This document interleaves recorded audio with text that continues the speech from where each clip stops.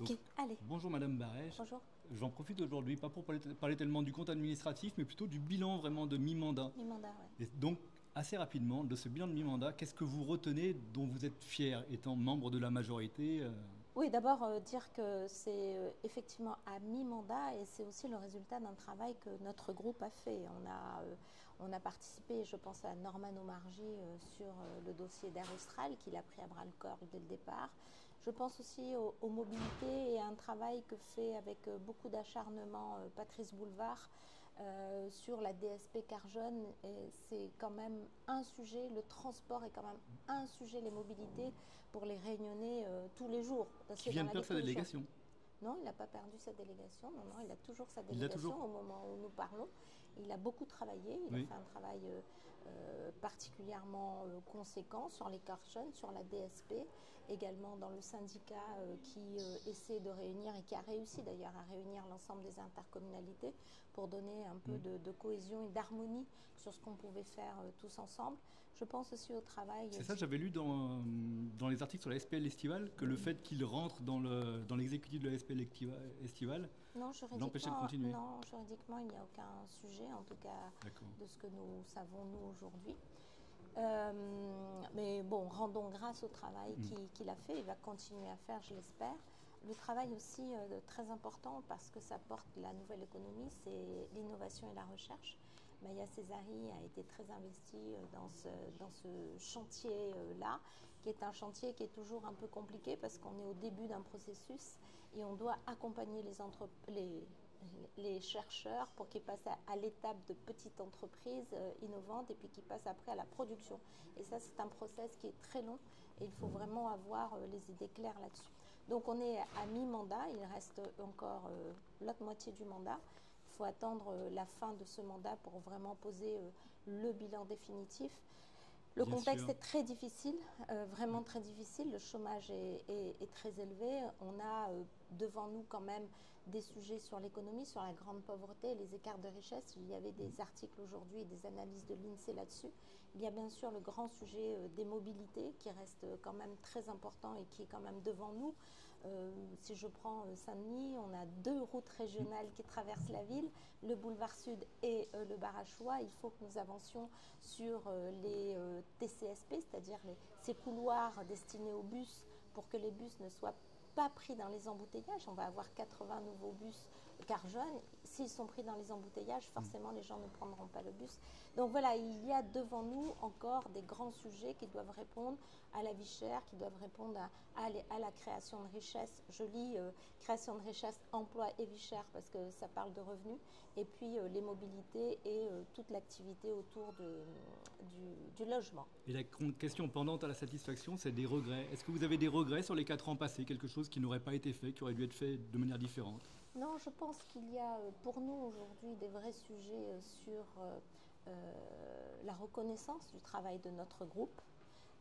Qui devrait être mis un peu plus en lumière parce que ce sont des élus qui sont en commission, qui travaillent beaucoup et qui ne sont pas reconnus. En tout cas, c'est le sentiment des élus de notre groupe.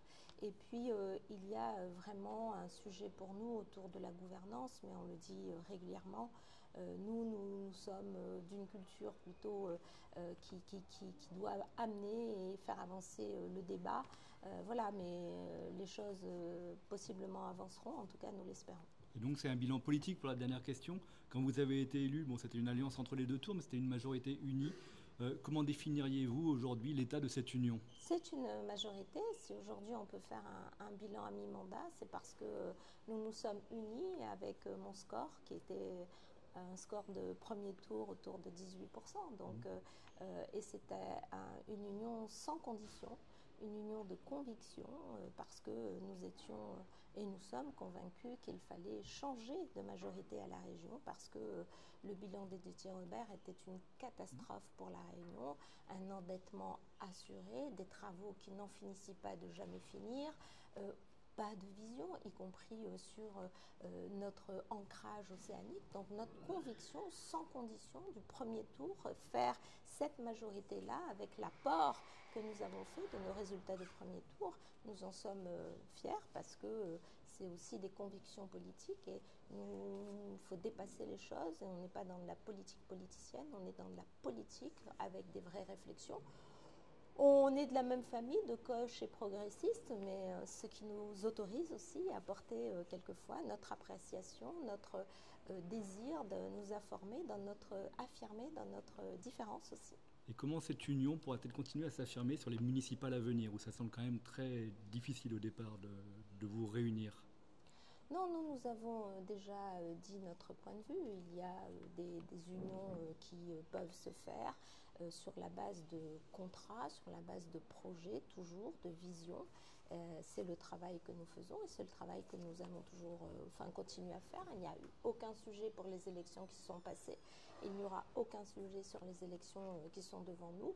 Il y a des unions au premier tour, il peut y avoir des unions au second tour. Mais en tout cas, une chose est sûre, nous savons qui nous ne voulons pas avoir aux responsabilités dans les villes à La Réunion. Et ça, c'est voilà, c'est Soyons précis.